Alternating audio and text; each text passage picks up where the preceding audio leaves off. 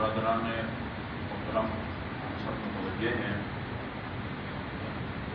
کہ یہ وہی ایام ہیں جن میں نواسے پیغمبر نے اپنے مقدس قیام کا آغاز کیا ہوا ہے۔ عام طور پر مشرقی مجالس میں علماء کرام اور طباء نظام ایک موضوع پر گفتگو کرتے ہیں اور ظاہر ہے ان کی مجبوری ہوتی ہے کہ وہ کسی خطبے کو اول سے لے کر آخر تک بیان نہیں کر سکتے کیونکہ انہوں نے اپنے موضوع کو نبھانا ہوتا ہے۔ اور میں آپ کی خدمت میں یہ کل رات بھی عرض کیا تھا،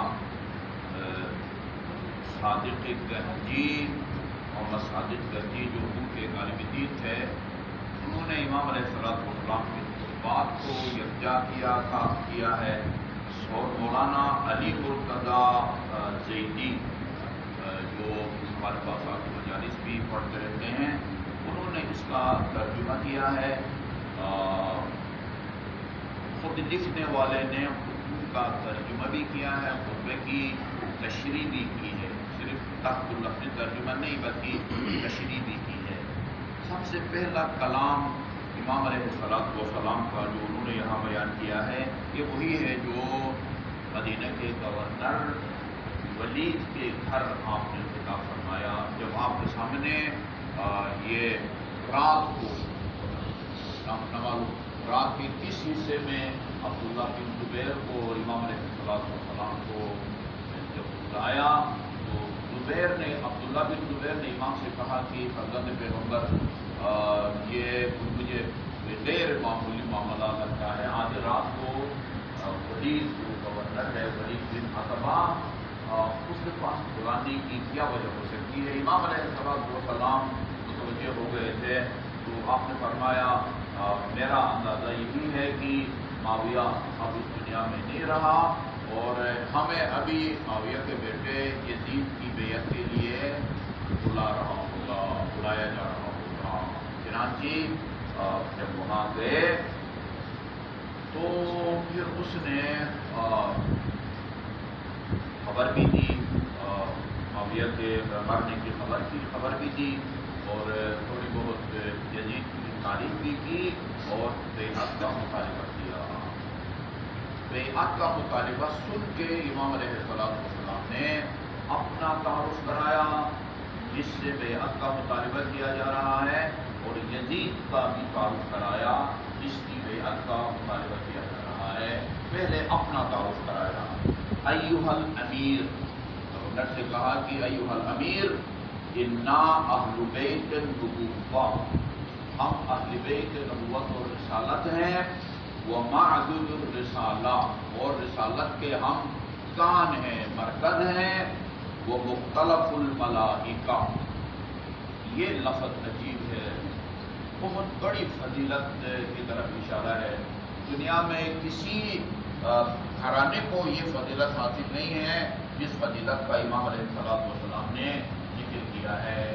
یہ آپ حضرات جو 5 وقت کی نماز میں تشریف لاتے ہیں اور خصوصاً ظہرین میں یا مغربین میں، جہاں آپ کا کسی جگہ روٹین میں آنا جانا ہونا، آپ اگر کاروبار ہیں تو روٹین میں دکان پر آتے جاتے ہیں، آپ اگر سرکاری کسی محکمے میں یا پرائیویٹ محکمے میں ملازم ہیں، آفس آپ کا آنا جانا رہتا ہے معمول کے مطابق، زمیندار ہے تو آپ کھیتوں میں جاتے ہیں، صنعت کار ہیں تو آپ اپنے کارخانے میں آتے جاتے ہیں، جہاں آپ معمول کے مطابق روٹین میں آنا جانا رہتا ہو وہ آپ کے لیے مختلف ہے، آپ نمازی حضرات کے لیے مسجد مختلف ہے، فرماتے ہیں ہمارا گھر فرشتوں کا مختلف ہے، ہمارے گھر فرشتوں کا آنا جانا رہتا ہے۔ بہت سارے واقعات ہیں، یہ جو آپ کہتے ہیں کہ تو سلمان کہتے ہیں کہ میں حضرت زہرا کے گھر گیا،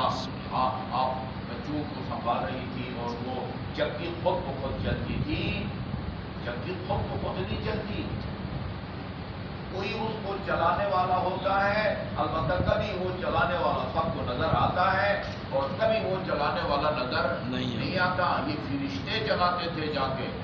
یہ امیر المومنین علیہ الصلوۃ والسلام ایک جنگ میں گئے نہیں تھے، اور جب جنگ ختم ہوئی تو رسول خدا صلی اللہ علیہ وسلم نے مال غنیمت تقسیم کرنا شروع کیا۔ مال غنیمت تقسیم کرتے ہوئے امیر المومنین کو 2 حصے دیے۔ انہوں نے اعتراض کیا، بظاہر اعتراض بنتا تھا، وہ علی تو اس جنگ میں گئے ہی نہیں ہے، ان کو مال غنیمت میں سے کوئی حق نہیں پہنچتا، ان کو کچھ نہیں ملنا چاہیے، اور آپ نے ان کو 2 حصے دیے ہیں۔ رسول خدا نے فرمایا، رسول خدا خود گئے تھے، فرمایا تم نے دیکھا کہ لشکر کا جو دایاں وہ حصہ تھا، وہ اس پر ایک وہ شاہ سوار حملہ کرتا تھا اور جو ہے نا وہ لاشوں کے انبار لگایا جاتا تھا۔ تمہیں پتہ چلا وہ کون تھا؟ کہا کہ وہ جبرائیل تھا جو علی کی طرف سے لڑ رہا تھا، اور اس نے کہا ہے کہ میں اپنے غنیمت کا حصہ علی کے لیے عطیہ کرتا ہوں۔ پھر لشکر کے بائیں طرف کہا کہ وہ شاہ سوار کو دیکھا جو لڑ رہا تھا، کہا نہیں، کہا کہ وہ میکائیل تھا، اس نے بھی اپنا حصہ یہ علی کو دیا ہے، میں نے تمہارا کوئی حق نہیں مارا، وہ ان دونوں کا حصہ ہے جو انہوں نے علی کے لیے وہ ہدیہ کیا ہوا ہے۔ بہار الانوار کی جلد نمبر وہ 39 ہے، اس کے اندر ایک بڑا پیارا باب ہے، فی حبہم لہ وفخرہم علیہ وخدمت فی حب الملائکۃ لہ وخدمتہ لہ وفخرہم علیہ، یعنی آسمان کے فرشتے علی کی خدمت کرتے ہیں، محبت کرتے ہیں، اور اس خدمت پر فخر بھی کرتے ہیں۔ نہیں آتا وہ مختلف الملائکہ، بہت ساری روایات ہیں جو بتاتی ہیں، حتیٰ مجالس میں جہاں امیر المومنین کے فضائل بیان ہوتے ہوں وہاں وہ روایات بتاتی ہیں حفت بہم الملائکہ، اس مجلس کو گھیرے میں لے لیتے ہیں فرشتے جہاں امیر المومنین علیہ السلام کے فضائل بیان ہوتے ہوں، اور وہ واپس جب پرواز کر کے جاتے ہیں اپنے مرکز میں، وہ باقی فرشتے کہتے ہیں بھائی تم کدھر سے آ رہے ہو، تم سے ایسی خوشبو آ رہی ہے جو ہم نے زندگی میں کبھی سونگھی نہیں ہے۔ کہا کہ یہ اس محفل کی خوشبو ہے جہاں امیر المومنین علیہ السلام کے فضائل بیان ہوتے ہیں۔ وہ کہتے ہیں اہبطوا بنا، ہمیں بھی لے چلو، ہم بھی اس خوشبو سے استفادہ کریں۔ وہ کہتے ہیں وہ تو مجلس ختم ہو گئی، محفل میلاد ختم ہو گئی، پڑھنے والا پڑھ کے چلا گیا، اب مسجد میں امام صادق کو جو ہے نا وہ ذمہ نے تالا لگا دیا ہے۔ وہ کہتے ہیں کہ ہم جائیں گے، یقیناً ابھی تک کے اس جگہ کی در و دیوار خوشبو سے معطر ہوگی، وہاں سے ہم جو ہے نا وہ استفادہ کریں گے۔ آتے ہیں فرشتے، امام جعفر صادق کا امام جعفر صادق علیہ السلام کے گھر جعفر بن عفان آتا ہے جو شاعر تھا اپنے زمانے میں۔ ہم نے اس سے پوچھا کہ جعفر میں نے سنا ہے تو شاعری کرتا ہے، قصیدے لکھتا ہے، تو بچیے کہا ہاں الحمدللہ میرا باپ بھی وہ شاعر تھا اور میں بھی شاعر ہوں۔ فوراً اس وقت اس طرح کے امام بارگاہ تعمیر نہیں کرتے تو لوگ اپنے مجلس کی شکل دے دی، اس طرح قنات لگایا، اس طرح مخدرات کو بٹھایا، اور ادھر اس نے اپنے کلام سنایا، پردے کے اس طرح بھی گریا ہوا، اس طرح بھی گریا ہوا، اور جب مجلس ختم ہوئی، اس کا کلام ختم ہوا، امام علیہ السلام نے قسم اٹھائی، واللہ یا جعفر خدا کی قسم، لقد شہدت الملائکۃ ہاہنا، یہ جب تم پڑھ رہے تھے یہ صف آزاد اوپر آسمان کی فرشتے بھی وَبَكَوْا كَمَا بَكَيْنَا أَوْ أَكْثَرَ، جتنا ہم روئے بلکہ اس سے بھی زیادہ آسمان کے فرشتوں کو میں نے روتے ہوئے دیکھا ہے۔ وَغَفَرَ اللَّهُ لَكَ ذُنُوبَكَ جَمِيعًا، اور اس کلام کے نتیجے میں خدا نے تمہارے تمام گناہوں کو بخش دیا ہے۔ وَأَوْجَبَ اللَّهُ لَكَ الْجَنَّةَ السَّاعَةَ، ابھی اللہ تعالیٰ نے تیرے لیے جنت کو واجب قرار دیا ہے۔ سبحان اللہ، ان کی خدمت ہے۔ ہماری روایات میں ہے جو آدمی امام حسین کی زیارت سے فارغ ہو کے آتا ہے اس کو جب موت آتی ہے اور آپ اپنے مقامی قبرستان میں اس کو سپرد خاک کرتے ہیں، 2000 فرشتوں کی ڈیوٹی لگتی ہے کہ اس کی قبر پر رہو اور قیامت تک اس کے دوار کے لیے طلب مغفرت کرتے رہو۔ یہ خدمات ہیں اہل بیت کے لیے، آسمان کی فرشتوں کی، مختلف الملائکہ، محبت الرحمہ، یہ نزول رحمت کا مطلب ہے۔ رحمت ہمارے گھر میں نازل ہوتی ہے، اور بنا فتح اللہ و بنا یختم، اسلام کا آغاز بھی ہمارے ذریعے ہوا ہے اور اسلام کا اختتام بھی ہمارے ذریعے ہوگا۔ امام زمان کا ظہور ہوگا، یملأ الارض قسطا وعدلا کما ملئت ظلما وجورا۔ اس کے بعد فرمایا یہ تو ہے میرا مختصر تعارف جسے تم بیعت کا مطالبہ کرتے ہو۔ ابھی مختصر تعارف اس یزید کا بھی سنو جس کی بیعت کا مجھ سے مطالبہ کر رہے ہو۔ فرمایا وَيَزِيدُ رَجُلٌ شَارِبُ الْخَمْرِ، یزید وہ آدمی ہے جو شراب خور ہے، شراب پینے والے کا تعلق کسی بھی فرقے سے ہو وہ یزیدی عمل انجام دے رہا ہے۔ یزید سب سے پہلے برائی کے طور پر بنا ہوا یزید شارب الخمر۔ میں نے کل مرسوم عالم المدرستین ایک دن جمعہ تعارف بھی کرایا تھا، علامہ مرتضی عسکری کی کتاب عالم المدرستین ہے، اس کا اردو میں ترجمہ بھی ہوا ہے۔ میں پڑھ رہا تھا، کسی موقع پر اس ملعون نے امام حسین علیہ السلام کو شراب خوری کی دعوت دی۔ یہ امام کو تیروں کا نشانہ بنانے سے کم نہیں ہے۔ شارب الخمر، یہ شراب پیتا ہے اور قاتل النفس المحترمہ، یہ خون نہ حق بہاتا ہے۔ یہ معلن بالفسق کلا فسق و فجور پھیلاتا ہے۔ بندروں کو سونے کے ہار پہناتا تھا، گدھے کے اوپر ان کو سوار کر کے۔ وہ جب بیعت کا مطالبہ کسی نے کہا تھا، یا غالباً امام حسین ہی نے معاویہ سے کہا تھا کہ تو اپنے بیٹے کے کرتوت سے آگاہ نہیں ہے، تو اپنے بیٹے کو خوش کرنا چاہتا ہے، یہ چھوڑے خلافت کے معاملات کو، وہ اچھے اچھے کتے بندر کبوتر اس سے جو ہے نا اس کو دلچسپی ہے، اپنے بیٹے کو خوش کرنا ہے تو اس طرح کی چیزیں اس کو خرید کے دو۔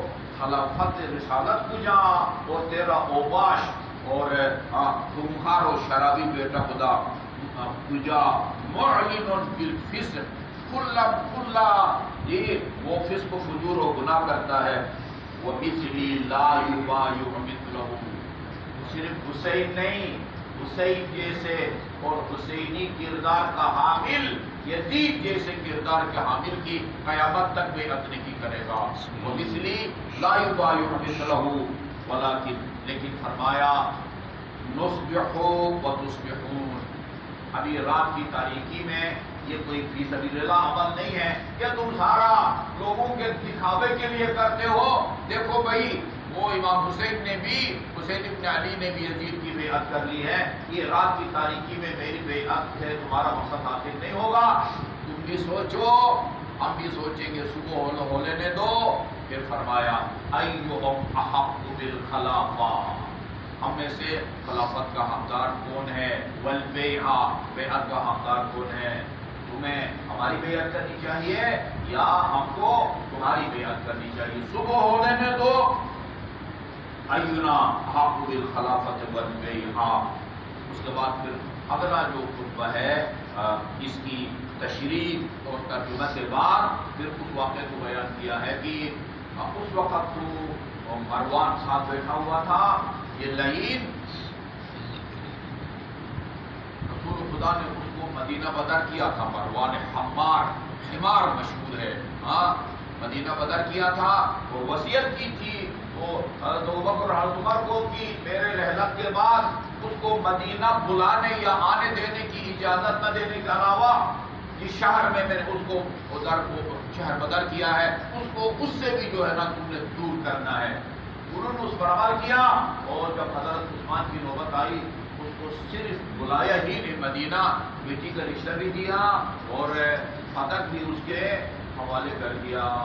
ابھی کچھ دن پہلے یا چند مہینے پہلے ایک انڈیا کا عالم دین نقل کر رہے تھے، وہ کہہ رہے تھے کوئی فتح جو حضرت ابوبکر نے نہیں دیا انہوں نے فضل بھی دے دیا اور ساتھ ساتھ بہن بیٹی کا رشتہ بھی دیا، اور وہ سارا کہنے لگے کیا کریں، آخر خلیفہ تھے، وہ سادہ آدمی تھے۔ اچھا جی ٹھیک ہے۔ اچھا جی، دوسرے دن امام علیہ السلام کی ملاقات ہوتی ہے مروان سے۔ وہاں امام کو وصیت کرتا ہے، ہاں آپ کی دنیا اور آخرت کی بھلائی اسی میں ہے کہ آپ یزید کی بیعت کریں۔ وہاں پھر امام نے اس کو سنایا ہے الاسلام السلام اذ قد ولیت الامۃ براع مثل یزید، ہاں جس امت کا حکمران یزید ہو، یہ جس دن پھر اسلام کا خدا حافظ۔ وہ باقی خطبے کے حصے انشاءاللہ کل کروں گا۔